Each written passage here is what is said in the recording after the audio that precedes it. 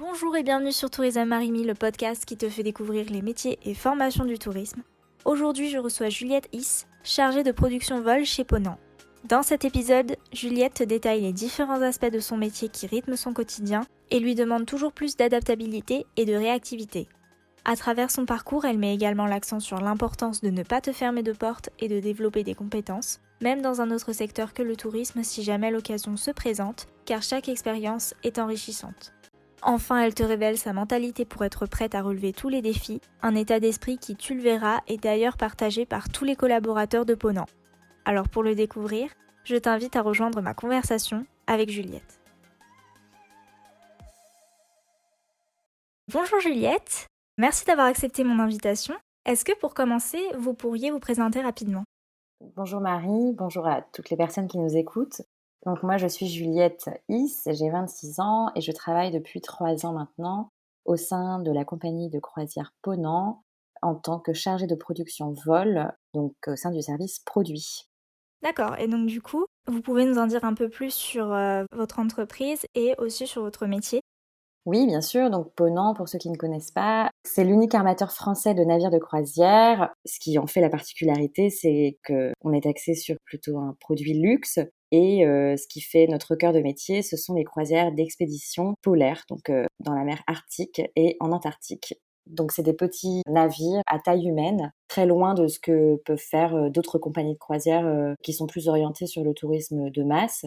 Et mon rôle au sein de cette compagnie de croisière dans le service produit, c'est donc de m'occuper de l'acheminement des passagers vers les ports de départ et depuis les ports d'arrivée de nos croisières, puisque on part et on arrive de ports dans le monde entier. Et donc pour arriver à bon port, c'est le cas de le dire, il faut pouvoir s'y acheminer la plupart du temps en avion. Et donc c'est exactement le rôle que j'occupe au sein de la compagnie, c'est de m'occuper du produit dont les passagers vont bénéficier pour arriver jusqu'à leur navire de croisière au final.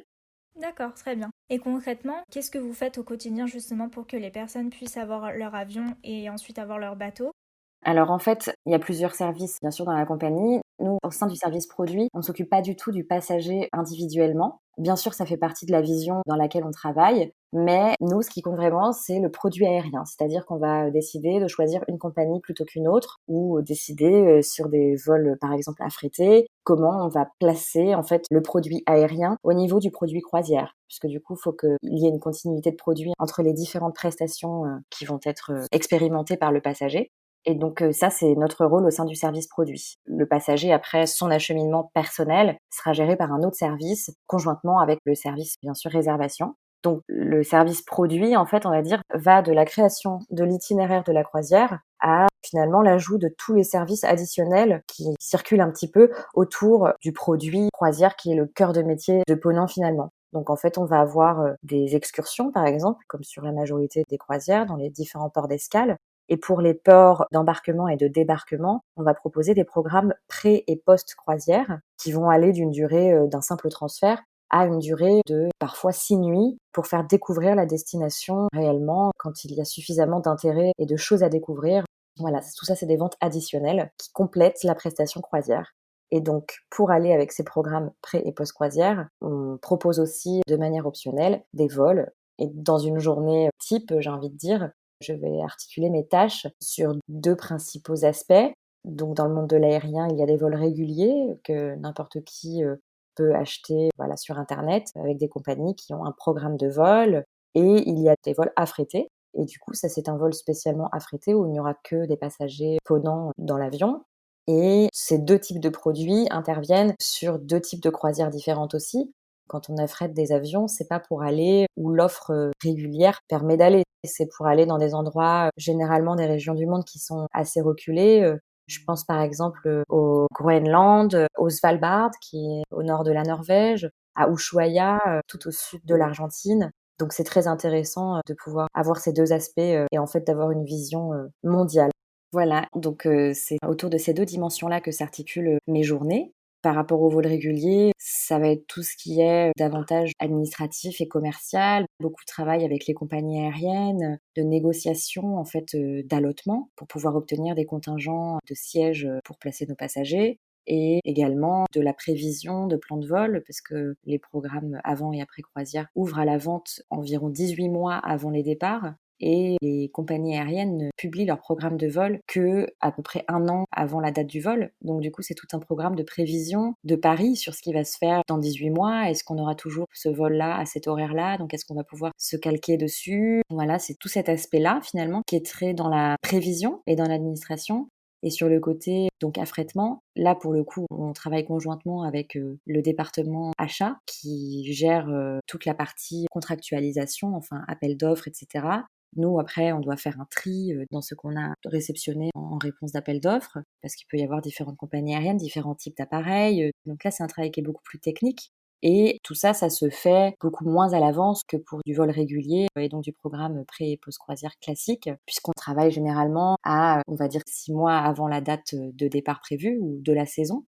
Et une fois que le contrat est signé et qu'il donc sort du département achat pour arriver dans les mains du département produit, là intervient une phase de personnalisation du produit qui peut aller du parcours aéroport, parce qu'on va mettre en place par exemple un petit déjeuner si le vol a un horaire prévisible de départ tôt, jusqu'au repas qu'on va choisir dans l'avion, en passant par les tétières, donc les petits tissus qui protègent les appuis-têtes, qu'on va faire logoter. Enfin, c'est tout un travail. Ces deux aspects qui, malgré le fait qu'ils concernent tous les deux le même domaine, sont très très différents. Et c'est ça qui rend la chose très intéressante. Et sur le côté affrètement, j'ai aussi du coup la chance de pouvoir travailler sur la partie du programme qui va se dérouler entre l'arrivée de l'avion à destination et le départ du navire. Donc comment les passagers vont aller de l'aéroport au navire, selon les horaires de vol, et qu'est-ce qu'ils vont bien pouvoir faire pendant 3-4 heures dans une zone où il n'y a pas grand-chose d'autre qu'un petit aéroport et un port. Voilà, donc tout ça, c'est très challengeant aussi puisque c'est, comme je le disais, des destinations où il y a pas grand-chose, quoi. C'est finalement des ports d'embarquement, c'est pas des villes qui sont amenées à être très touristiques, pour la plupart d'entre elles. Et du coup, quand on a 3 heures devant soi pour occuper 200 passagers, dans une ville où il y a 1 ou 2 restaurants, voire pas du tout, et que l'avion arrive à midi, bon ben, c'est tout un challenge qui se résout toujours dans l'aspect de l'expérience client 5 étoiles et sur lequel on travaille avec nos partenaires sur place à destination. Donc voilà, c'est très très intéressant d'avoir les deux parties, à la fois l'aérien et le terrestre, et d'autant plus sur des terrains très très compliqués. D'accord. Et juste pour être sûr, parce que quand on travaille dans une entreprise, forcément, il y a différents services, mais généralement, beaucoup de services travaillent main dans la main. Du coup, parfois, les limites entre chaque service sont un peu floues. Du coup, vous, au quotidien, donc vous démarchez des compagnies aériennes, vous négociez, par exemple, pour que les dates soient bloquées, ce genre de choses, c'est bien ça? Voilà, exactement. En fait, on va dire qu'en externe, les personnes avec qui je travaille sont des personnes qui travaillent dans les compagnies aériennes, des réceptifs, donc des agents réceptifs locaux sur place, à destination, et en interne, et c'est ce qui fait que ce poste me plaît beaucoup, c'est très transversal en fait, parce qu'une fois que le département achat a signé le contrat, nous a d'abord nous montré les appels d'offres, nous on va récupérer la partie produit, on va ensuite passer au service transport qui va s'occuper de la gestion du stock, de place dans l'avion, de toutes les demandes particulières des passagers, est-ce qu'ils peuvent avoir un bagage supplémentaire alors que la franchise prévoit seulement 23 kilos, enfin voilà, toutes ces petites questions. Et à la fois, je travaille aussi avec les équipes qui s'occupent des prestations terrestres, pré- et post-croisière, sur le choix d'un vol régulier plutôt que d'un autre, par exemple. Donc c'est un poste très transversal, finalement. Et c'est ça qui est très très intéressant, c'est que, si vous voulez, j'appartiens à un service, qui est le service produit. La mission première qui m'est confiée, c'est de faire en sorte que l'expérience client soit la plus proche possible du produit croisière, qui est un produit 5 étoiles. Mais je travaille avec tellement d'autres services et avec une vision qui doit être tellement transversale. Quand vous avez un vol qui change d'horaire, des fois pour 2 heures par exemple, ça peut complètement impacter le produit terrestre, et donc du coup, on doit trancher entre savoir qu'est-ce qui va être le plus impactant sur l'expérience client. Est-ce que ça va être de rogner un petit peu sur le programme terrestre, ou est-ce que ça va être de changer de compagnie aérienne par exemple, ou de passer sur un vol avec escale? Et du coup, c'est plein de services qui ne peuvent pas fonctionner les uns sans les autres. Ça forme un gros engrenage, et dès le moment où il y a une roue qui ne tourne pas, le reste ne tourne pas non plus. Et je pense qu'il y a pas de roue centrale. Je pense que c'est un engrenage infini, si vous voulez, où on a un peu tous liés les uns aux autres, parce que s'il y a pas de produit, il y a pas de vente, mais s'il y a pas de vente, il y a pas de produit non plus. Donc du coup, voilà, tout doit se passer à chaque fois de manière très transversale. Et moi, à titre personnel, ça me plaît beaucoup parce que je suis quelqu'un de très très curieux, donc ça me convient très bien de pouvoir réfléchir avec une vision globale et pas seulement une vision purement produit. D'accord. Et du coup, je me demande aussi, parce que vous avez dit tout à l'heure que c'était des bateaux à taille humaine, mais ce sont pas des croisières privées. Non, non, alors ce ne sont pas des croisières privées, ce sont des croisières ouvertes à la vente, au grand public, mais il arrive parfois que, comme des avions peuvent être affrétés, des clients, alors ça peut être des grandes entreprises ou des grands tour opérateurs qui décident, d'affréter un navire ou une croisière, pour revendre, ce produit à leurs passagers.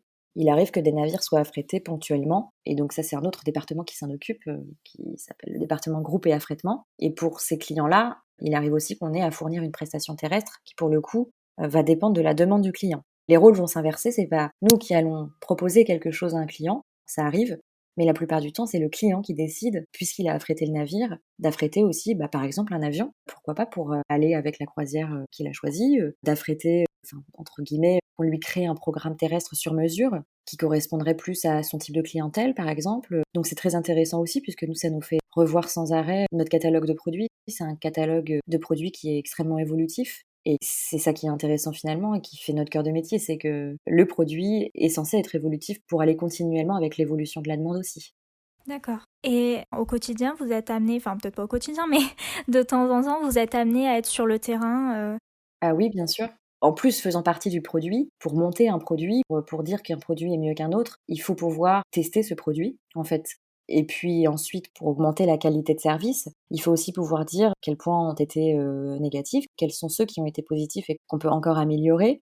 Et donc pour ça, alors moi c'est particulier parce que du coup je suis spécialisée dans l'aérien, donc mes déplacements, se concentrent sur ça. Mais il est arrivé par exemple que, je fasse, un vol, aller-retour dans la journée entre Paris et Kangerlussuaq, qui est une petite ville au Groenland, voilà, dans la journée. Donc 5 heures de vol aller, 5 heures de vol retour, en débarquant, 1/2 heure le temps en fait de la rotation, aérienne, dans l'aéroport qui était tout petit. Donc ça m'a permis, de voir à quoi ressemblait l'aéroport aussi, puisque ça fait partie du parcours client et de l'expérience que le client va vivre. Finalement, c'est la deuxième chose qu'il va voir avant d'arriver dans le navire, donc ça fait partie des premières impressions.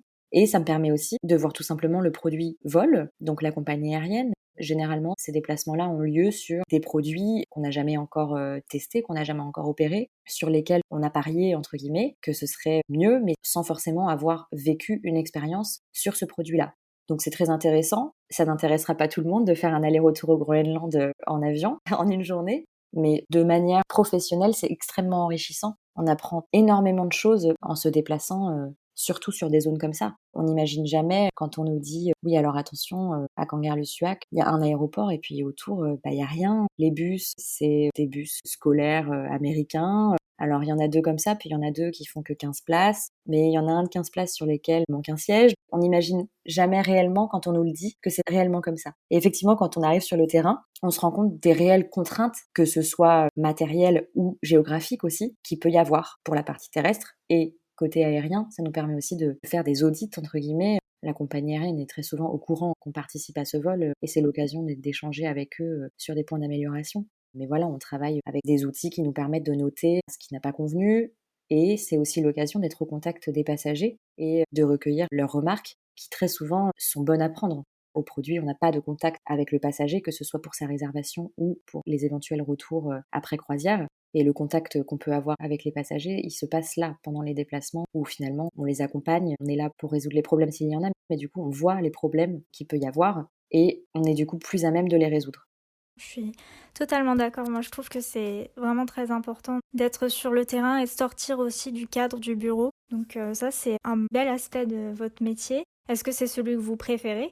Non, c'est pas celui que je préfère parce que, à vrai dire, c'est pas un aspect auquel je m'attendais en travaillant dans l'aérien. J'avais pas d'attente particulière. Par contre, aujourd'hui, c'est un aspect, je pense, indispensable, à mon métier. Je ne considérais pas indispensable cet aspect tant que je n'avais pas fait de déplacement. Mais maintenant que j'en ai fait et que j'ai vu l'influence que ça avait sur mon quotidien, en fait, sur ma façon de voir les choses, c'est effectivement indispensable que toutes les personnes, qui travaillent, sur du produit puissent expérimenter le produit, je veux dire même si c'est une seule fois, on s'occupe d'énormément de destinations donc on peut pas toutes les faire, c'est impossible. Mais ne serait-ce que d'avoir la vision de comment se déroule un programme et de l'expérience que vit le passager, ne serait-ce que ça, c'est extrêmement important parce que du coup, dans la conception des produits, on va beaucoup plus tenir compte de l'aspect vécu en fait, on va beaucoup mieux se mettre à la place. On va se dire par exemple, on prévoit, 1 heure pour un déjeuner dans, je sais pas, Buenos Aires par exemple. et on va se dire: «Ce déjeuner d'une heure est beaucoup trop court, il faudrait beaucoup plus de temps». Ou au contraire, c'est beaucoup trop long. Au bout d'une demi-heure, tout le monde avait fini de déjeuner parce que c'était un buffet, par exemple.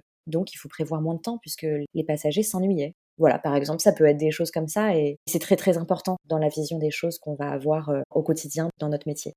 D'accord. Et au contraire, s'il y a une tâche qui vous plaît un peu moins, ce serait laquelle? Alors à titre personnel, je dirais que je suis moins attirée par le côté administration, contractualisation et cetera. Ça tombe bien puisque, en fait, moi, quand je suis arrivée dans la compagnie et au sein du service, produit, on n'était pas nombreux dans le service, aérien. On était 2 en fait, donc on faisait un peu tout, on touchait un peu à tout. Ça m'a permis d'avoir une vision globale du métier et du monde de l'aérien, de comprendre ce que c'était la réelle différence entre l'affrètement et l'aérien régulier pour la compagnie, de croisière. Et au fur et à mesure, j'ai quand même, choisi, entre guillemets, une spécialité qui est celle de l'affrètement. Puisque, à mon sens, c'est beaucoup plus stimulant, en fait, de travailler sur du concret plutôt que sur de l'estimatif. Voilà. Il y a des gens qui vont adorer faire ça. Moi, je suis quelqu'un de concret. J'ai toujours été quelqu'un de concret et du coup, c'est le concret qui me plaît aujourd'hui, le plus dans mon métier. Sans dire que je n'aime pas l'autre partie, hein, bien sûr, mais si je devais choisir, une tâche, et c'est ce que j'ai fait, je préfère, l'aérien affrété, par exemple, qui inclut moins de tâches administratives. D'accord. C'est intéressant du coup que, au fur et à mesure que votre équipe se soit agrandie, vous ayez pu justement vous recentrer plus sur ce que vous aimiez et que la partie que vous aimiez moins soit prise en charge par une autre personne qui sans doute ça lui convient beaucoup mieux. Exactement, c'était un travail très, très analytique, où il y a aussi toute une partie, tarifaire qui joue, dedans, où il faut estimer des prix d'achat. Cette partie-là, moi, j'ai moins la fibre, on va dire, revenu management que certaines personnes, autres. Je l'ai aussi et je trouve ça très intéressant, mais si j'avais à choisir, je préférerais, faire, des choses beaucoup plus concrètes et beaucoup plus axées sur le produit, au final. D'accord. Et comment est-ce que vous êtes arrivé chez Ponant? Est-ce que vous avez fait des études dans le tourisme ou c'est vraiment venu une fois que vous avez été diplômé, vous avez juste apprécié le secteur et vous vous êtes lancé? Alors, j'ai vécu pendant très longtemps sur l'île de la Réunion. C'est là-bas que j'ai passé mon bac, donc j'ai eu un bac scientifique. J'étais pas vraiment prédestinée à une carrière dans le tourisme, mais c'est ça que j'ai choisi, donc ça me va très bien. Et en fait, j'ai décidé de partir, de la Réunion après mon bac pour faire des études en métropole.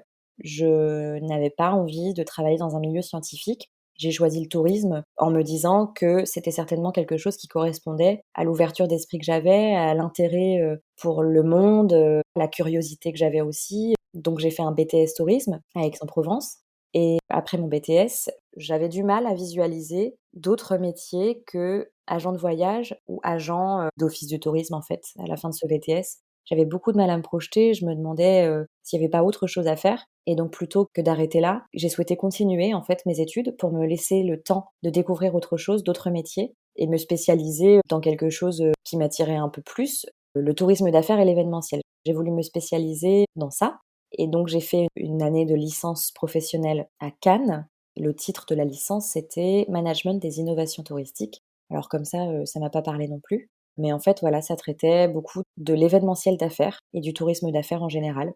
Et donc ça m'a beaucoup plu. Suite à ça, j'ai voulu me spécialiser dans ce domaine, donc soit dans des entreprises d'événementiel qui proposent des événements d'affaires, du team building, des incentives, et cetera, ou dans les services commerciaux d'hôtels, à l'organisation de séminaires, voilà, j'ai regardé aussi dans les palais des congrès et puis une chose en entraînant une autre, et des stages de fin d'études en entraînant d'autres. J'ai travaillé en tant que stagiaire chez Pierre et Vacances Cap Esterel, donc vers Saint-Raphaël, qui est le plus gros village club d'Europe, toutes marques confondues, donc je pense que ça a été très formateur. J'étais à la réception et moi je voulais m'orienter vers le tourisme d'affaires, donc j'ai fait en sorte d'être la personne référente, entre la réception et le service, groupe et séminaire et du coup, je pouvais à mon échelle, participer à l'accueil du groupe.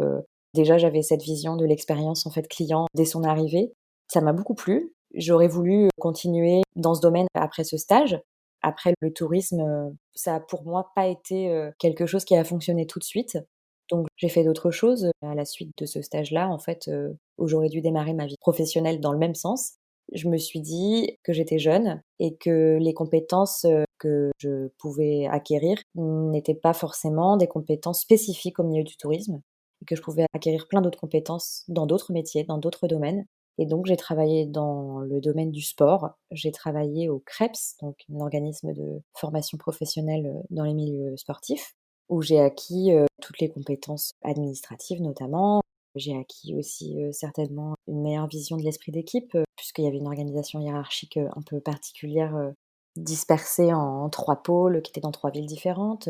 J'ai eu beaucoup de liens avec tout ce qui était les aspects régionaux, et cetera. C'était très intéressant et après ça, donc expérience très enrichissante, j'avais acquis des compétences qui me permettaient de dire que même si je n'avais pas d'expérience dans le milieu du tourisme, je pouvais dire: «Oui, je n'ai pas d'expérience dans le milieu du tourisme, mais je sais faire ça, ça, ça et je pourrais l'appliquer à votre entreprise».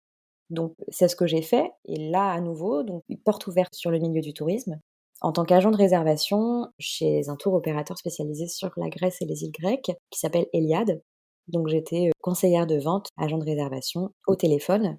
Ça pareil, ça a été extrêmement enrichissant, ça a été ma première expérience dans le domaine du tourisme, donc ça a été très formateur. C'est là que j'ai pu appliquer de manière, pratique tout ce que j'avais vu en théorique, pendant mes études, donc c'était très, très intéressant.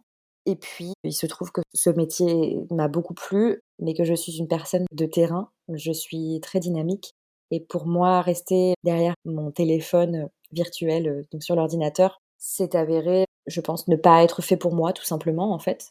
Donc ça m'a beaucoup plu parce que, par contre, ça m'a permis d'avoir la vision vente et derrière, je maintenant travaille dans une compagnie de croisière, donc le fonctionnement s'apparente à un tour opérateur avec un service réservation et donc j'ai tout cet aspect, encore une fois, vente, réservation parce que je suis passée par là.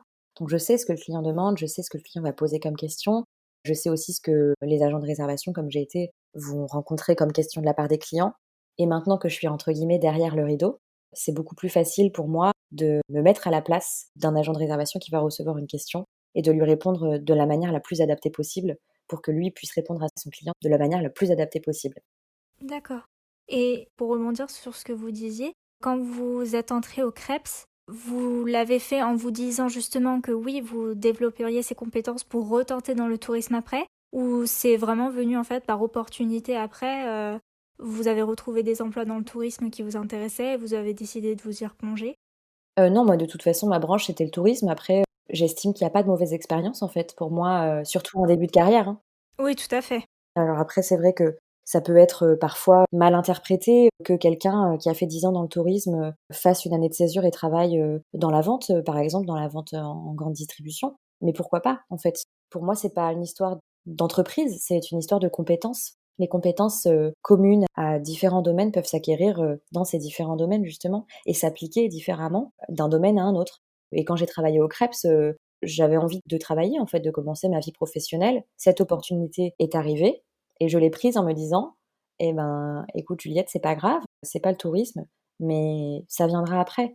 Voilà, j'étais jeune, je sortais d'études, j'avais 21 ans, j'avais entre guillemets «rien à perdre» et au contraire, j'avais tout à gagner, à acquérir des compétences dans un domaine que je connaissais pas du tout, qui était le domaine du sport, en termes de formation professionnelle, je précise. Je connaissais pas du tout ce métier-là, ça m'a fait avoir une vision très globale, d'une entreprise. Alors ça fait partie de la fonction publique, mais finalement, est-ce que c'est réellement différent d'une entreprise privée? Je suis pas certaine. L'organisation est la même, les hiérarchies sont les mêmes et je me suis dit que tout était bon à prendre pour une première expérience, et que, étant donné le marché du travail aujourd'hui qui nécessite, dans la majorité des offres d'emploi, une expérience, je pourrais justifier d'une expérience professionnelle, même si elle n'était pas en accord avec le domaine dans lequel je cherchais du travail.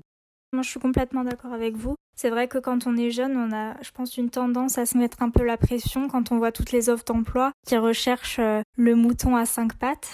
Et du coup, c'est vrai qu'on veut correspondre à tous les critères, alors que bah, c'est impossible. Je pense que même les personnes qui ont des années et des années d'expérience, elles remplissent pas forcément tous les critères. Et du coup, je trouve que c'est intéressant de voir que vous avez un peu dérivé dans un sens positif du chemin que vous vouliez suivre pour ensuite y revenir et au final vous insérer plus facilement dans votre secteur. Donc ouais, je trouve que c'est une bonne solution. Exactement. Faut toujours partir du principe, surtout quand on est jeune, qu'on va pas sortir de ses études. Très peu de personnes, il y en a, hein, qui le font, mais moi je considérais et je ne me voyais pas sortir de mes études et tout de suite devenir, cadre, manager d'une équipe, alors que j'avais jamais fait ça. Je me disais: «Je n'ai jamais fait ça», c'est la première chose. Bon, ça s'apprend, tout s'apprend. J'avais jamais travaillé au Crêpes, j'ai travaillé au Crêpes et ça s'est bien passé. J'avais jamais, travaillé dans le milieu de la croisière avant. Le fait est que apparemment ça se passe bien puisque j'y suis toujours. Mais pour moi, une vision, Surtout dans le tourisme où il y a toujours, ce processus, toujours cette même organisation où il y a, le produit fini qui est vendu. Mais avant, cette étape de produit fini et de mise en vente, il y a toute l'étape de création du produit, d'achat. Il y a tellement de départements différents. Moi, j'ai commencé dans le sens inverse, si vous voulez. Au lieu de prendre le début de la création du produit et de le suivre jusqu'à sa fin et sa mise en vente, j'ai remonté pour l'instant, les étapes jusqu'à, la création du produit et je trouve ça extrêmement intéressant d'avoir vu comment un produit était mis en vente, d'avoir appris à le vendre, même si c'était pas le produit que je fais aujourd'hui, mais dans le processus, c'est la même chose, je pense. Je trouve ça extrêmement intéressant d'avoir pu, avoir cette expérience de vente, en fait, et de me dire: «Si je vends ce produit, derrière, je sais tout ce qu'il y a comme travail, je sais tout ce qu'il y a comme recherche, je sais, tout ce que ça implique, et tout ce que les équipes donnent au quotidien pour que ce produit fini soit une expérience client réussie». Oui, c'est important d'avoir une vision globale. Et du coup, par rapport à toutes les compétences que vous avez développées, selon vous, c'est laquelle qui vous a le plus aidé à en arriver là où vous êtes aujourd'hui, ou celle qui serait la plus importante à développer si on voulait faire le même métier que vous? Alors en plus que c'est quand même très spécifique. Je pense que la curiosité, pour moi, en tout cas, c'est ce qui m'aide le plus au quotidien. En plus, je suis quelqu'un de très sociable, donc du coup, j'ai pas de mal à être curieuse et à poser mes questions. J'ai besoin de comprendre comment ça fonctionne pour avoir une vision globale et pour fabriquer une prestation qui sera faite en tenant compte de tous ces aspects que je connais. Je dirais que c'est ça, c'est la curiosité, la transversalité, parce que moi, quand je suis arrivée à mon poste, chez Ponant, je n'avais aucune compétence, ni connaissance du milieu de la croisière. Je connaissais le milieu de la croisière, mais pas en termes professionnels et je n'avais pas non plus de compétences ni de connaissances dans le milieu de l'aérien. Donc je suis vraiment arrivée, voilà, sans j'avais une vision globale du monde du tourisme, je savais ce que c'était un vol affrété, un vol régulier, mais je pense que ma manière de réfléchir et le fait que je sois intéressée, en fait, par la nouveauté a permis mon bon développement au sein du service. D'accord, bah c'est encourageant en tout cas, puisque c'est quelque chose que tout le monde peut développer. Et aujourd'hui, c'est quoi la chose dont vous êtes le plus fier dans votre carrière?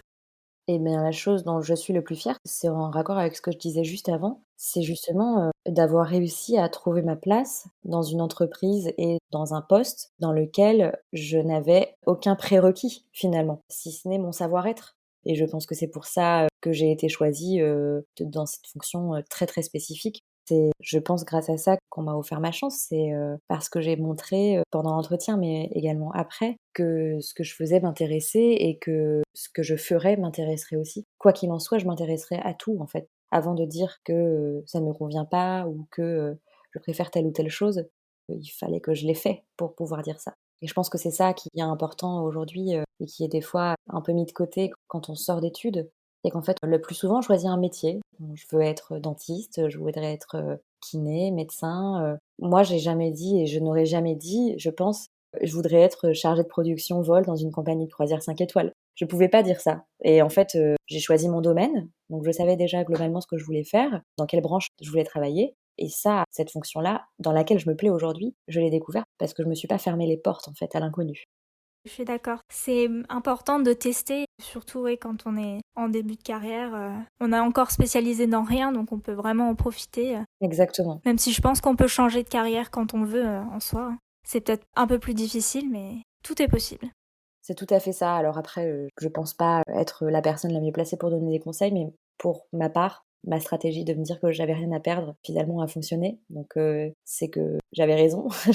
J'avais rien à perdre et tout à gagner et aujourd'hui, je fais un métier que j'aime, dans un domaine dans lequel je voulais travailler, dans une compagnie, de croisière qui a un produit exceptionnel et ça, je suis ici aujourd'hui parce que j'ai fait toutes ces étapes avant, que j'ai acquis des compétences, que j'ai appliquées au domaine du tourisme et voilà, c'est ce que vraiment j'encourage à faire. Alors après, faut pas multiplier, les expériences dans divers domaines quand on a un domaine en tête, mais faut pas se fermer la porte en tout cas. Oui, je suis d'accord, c'est une bonne stratégie à retenir. Et du coup, au contraire, quel a été votre plus gros obstacle jusqu'à aujourd'hui? Vraiment le moment où vous vous êtes dit, là, franchement, je sais pas si je vais y arriver. Très honnêtement, j'ai pas le tempérament à me dire, «Je ne sais pas si je vais y arriver», en fait. J'évite de manière générale, dans ma vie personnelle comme dans ma vie professionnelle, de faire des prévisions sur ce qui pourrait se passer. Si je dois faire quelque chose, surmonter, un obstacle, je le considère pas comme un obstacle, en fait, je le considère tout simplement comme, un aléa du quotidien et de là, je fais ce qu'il faut pour passer outre cet obstacle et pour le résoudre en fait. J'ai pas cette vision de me dire ouh là là, un obstacle, comment est-ce que je vais faire? J'ai pas tellement cette vision-là. Après, je pense que ça a pu m'arriver. Dans mon poste actuel, par exemple, l'aérien, c'est quand même un domaine qui est très aléatoire. Autant sur les vols réguliers, il n'y a pas trop de surprises, si ce n'est une annulation de vol qui arrive de temps à autre. Mais là où il y a plus d'aléas, c'est dans l'affrètement aérien parce que, je sais pas, une compagnie aérienne que vous avez affrétée et qui doit faire un vol telle date pour 200 passagers qui vont embarquer sur une croisière, donc le bateau ne va pas les attendre et cette compagnie aérienne fait faillite, par exemple, hein, ou a un problème technique sur l'appareil que vous affrétiez et il n'y a pas d'appareil de secours et ne peut pas décoller, ça c'est prenant en fait. Mais à mon sens, c'est tout ce qui fait en fait la dimension opérationnelle et réactive du service en fait. Ça fait partie du travail. C'est des aléas, mais c'est pas des obstacles. Donc on trouve des solutions et au final, tout se passe bien.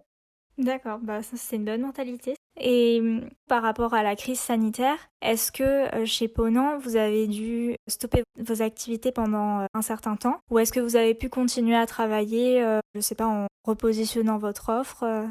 Exactement, en fait, c'est exactement ce qui s'est passé. L'offre a été repositionnée sur, des croisières, beaucoup plus proches, en fait, beaucoup moins éloignées. Donc tous nos navires ont navigué sur les côtes françaises, cet été, au départ de 5 ports, de Saint-Malo, Nice, Bordeaux, Le Havre et Marseille. Et puis, on avait également des croisières, en Arctique, puisque l'été, c'est la saison, arctique. Donc au départ de Reykjavik et au départ de Longyearbyen, au Svalbard, au nord de la Norvège. Voilà, donc en fait, on a complètement su s'adapter. Encore une fois, on n'a pas considéré cette crise comme un obstacle, mais plutôt comme un aléa et j'ai l'impression que la réflexion générale a été de dire, «Très bien, si on ne peut pas faire ça, qu'est-ce qu'on peut faire dans ce cas-là? On ne peut pas faire ça, mais on peut faire autre chose, donc on va faire autre chose». Franchement, je trouve que c'est vraiment admirable parce que tout à l'heure, vous avez dit que vous prépariez les croisières 18 mois à l'avance. Et donc là, vraiment, ça s'est fait en Alors les croisières sont même vendues 2 ans à l'avance. 2 ans. Mais alors, comment vous avez fait pour vous... Enfin, Eh beh, ça fait partie de l'opérationnel, voilà, de la mobilisation des équipes. Ça a été un effort, collectif, et qui a payé, finalement, puisque nos passagers ont été au rendez-vous, de ces croisières-là. J'ai eu la chance moi-même de pouvoir, participer à une de ces croisières, qui partait de Nice et qui donc faisait le tour de la Corse et effectivement, c'était, quelque chose complètement approprié à ce qui se passe, aujourd'hui. À titre personnel, je me voyais pas, et d'ailleurs je ne me vois toujours pas, partir, très loin en Europe maximum. Mais sur un autre continent, je me vois pas partir, pour plein d'aspects. Pour l'aspect sanitaire, pour l'aspect incertain, est-ce que, le pays dans lequel je vais, ne va pas, repasser en confinement? Est-ce que les vols, qui ramènent vers la France vont toujours opérer demain? Voilà, il y a toute une question d'incertitude. Il y a plusieurs types de comportements et ce comportement que j'ai décidé d'appliquer, je pense, est celui de beaucoup de personnes qui ont préféré du coup partir, proche de chez eux et il y a un autre, type de personnes, qui justement ont profité de cette offre proche de chez eux en se disant: «Mais c'est si près, pourquoi finalement on n'irait pas? On ne connaît pas, ça fait longtemps qu'on reçoit les brochures, lançons-nous, c'est à côté, c'est à portée de main, on sait qu'on ne s'engage pas dans quelque chose, vers un pays où on pourrait rester bloqué, allons-y». Donc c'était très, très intéressant de faire, cet effort, collectif, de retravailler, tout et de voir que ça fonctionnait. bah franchement, déjà bravo, mais je trouve que c'est vraiment intéressant de voir que même quand on a oui, des produits avec normalement des deadlines qui sont vraiment très longues, vous arrivez quand même à vous adapter. Et je trouve que dans la presse, en tout cas, on n'en a pas assez parlé. C'est vrai que le tourisme, bah, c'est un des secteurs les plus touchés par la crise sanitaire, mais je trouve qu'on n'a pas assez mis en avant les solutions. Donc je trouve que ça redonne un peu de l'espoir pour le secteur. Oui, Ponant a été la première compagnie au monde, la première compagnie de croisière à pouvoir reprendre, son activité. Donc moi je l'ai vu dans la presse forcément, mais je trouve que ça a pas été, suffisamment mis en avant, pour diverses raisons, que je ne connais pas d'ailleurs, mais vu de derrière le rideau, c'est une grande fierté aussi, pour nous, de se dire que grâce à notre effort collectif, grâce à notre effort individuel qui a servi, l'intérêt, collectif, on a réussi à rebondir, en se disant, «Finalement, c'est une crise sanitaire qui est un aléa comme un autre, donc on va rebondir dessus et on va proposer autre chose, on va s'adapter», en fait, tout simplement. Aujourd'hui, l'adaptation, c'est la clé. Bah c'est vraiment top. Et du coup, vu que rien ne semble vous arrêter, est-ce qu'il y a des recrutements dans votre équipe en ce moment? Alors, je suis pas particulièrement au courant de ces aspects-là. Et je me doute, mais je n'en sais rien. Je pense qu'il y a des recrutements de toute façon. Si c'est pas aujourd'hui, il y aura peut-être une offre qui paraîtra demain. Après, je pense que de manière globale, l'offre d'emploi dans le tourisme va être diminuée, mais comme dans tous les domaines, hein, pour des questions d'économie et pour des questions de garder les personnes, qu'on a et qui savent faire pour l'instant pour surmonter la suite des événements. Donc à vrai dire, je ne sais pas, mais s'il y avait des personnes intéressées, qu'elles postulent, puisque moi finalement c'est ce qui s'est passé pour moi. J'ai postulé sans trop savoir où je mettais les pieds et surtout sans trop imaginer, que je pourrais être acceptée à un poste dans lequel, je n'avais aucune compétence technique. J'avais des compétences, autres, mais aucune compétence technique. Donc il faut tenter sa chance. C'est comme ça qu'aujourd'hui, ça fonctionne. Il faut prendre contact avec les personnes, il faut se créer un réseau, il faut se montrer, il faut rester dans les banques de CV des entreprises, tout ça, c'est des avantages en fait, qui sont non négligeables, sur l'intégralité d'une carrière. Bah, ça me semble être un beau mot de la fin. Je vous remercie. Vous avez un parcours super intéressant et franchement, je suis soufflée par la réactivité de Ponant et à très bientôt. Merci beaucoup. Au revoir. Merci, au revoir.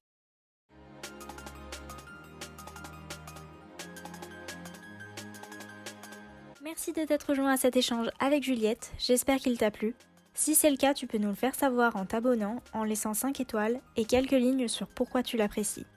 Si le milieu de la croisière et du luxe t'intéresse, tu peux consulter et postuler aux offres d'emploi de Ponant en te rendant sur le site ponant.com/carrière au pluriel, le lien est disponible en description.